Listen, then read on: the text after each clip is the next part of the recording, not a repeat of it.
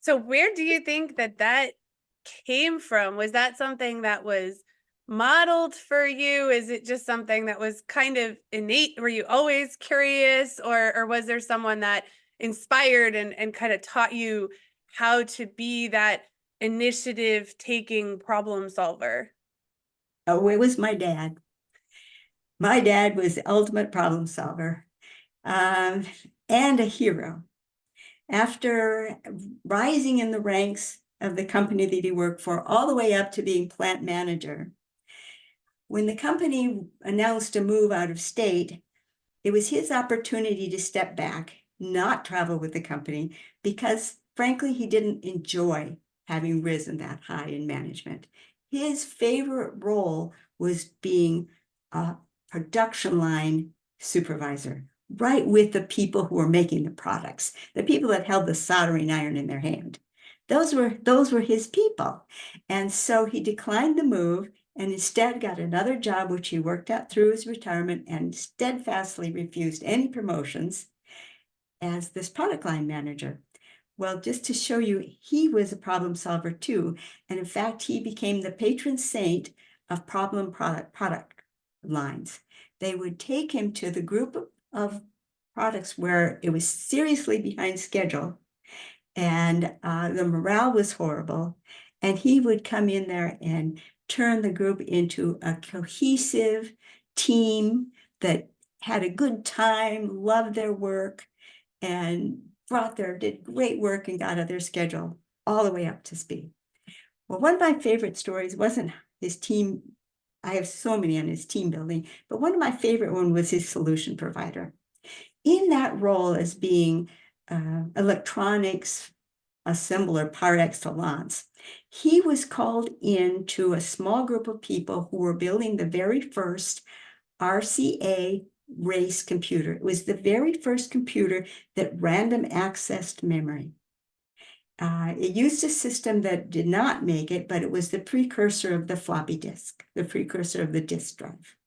It was actually cards, big magnetic cards that they brought in.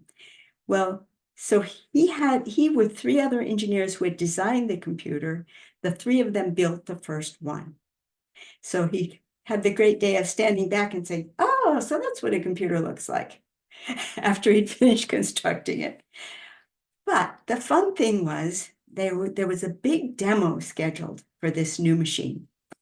And they had been up late into the evening getting it all finished. And it was all done and pretty much ready to put the case on. And they told my dad, go ahead and go home, get some rest. Thank you so much.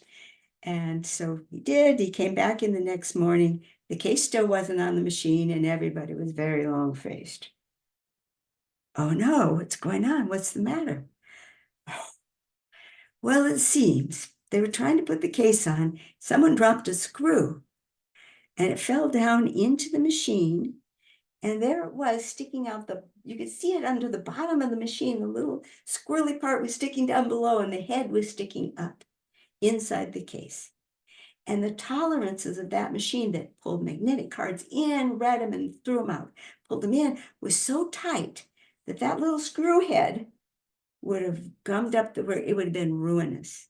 They could not operate the machine with that screw head there.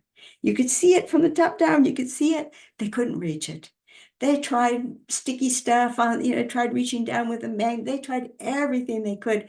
They could not reach the screw. And they didn't have time to take it apart, get the screw out and put it back together. They'd never meet the deadline. So it was like, we failed. We came so close and we failed.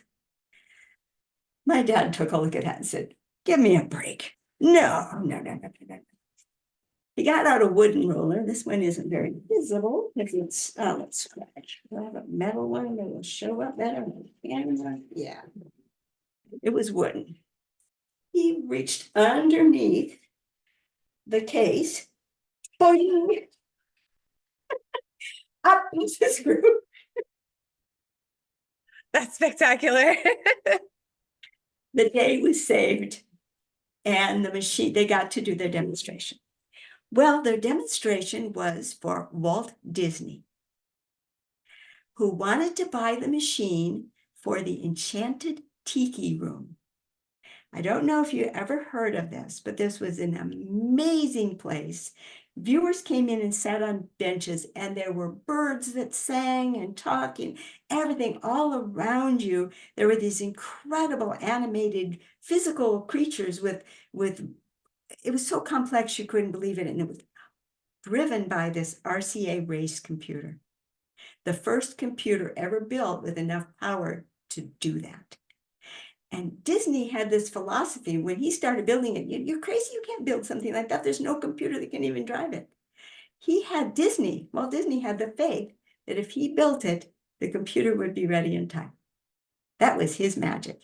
And it was, in part, thanks to my dad. That is an amazing story.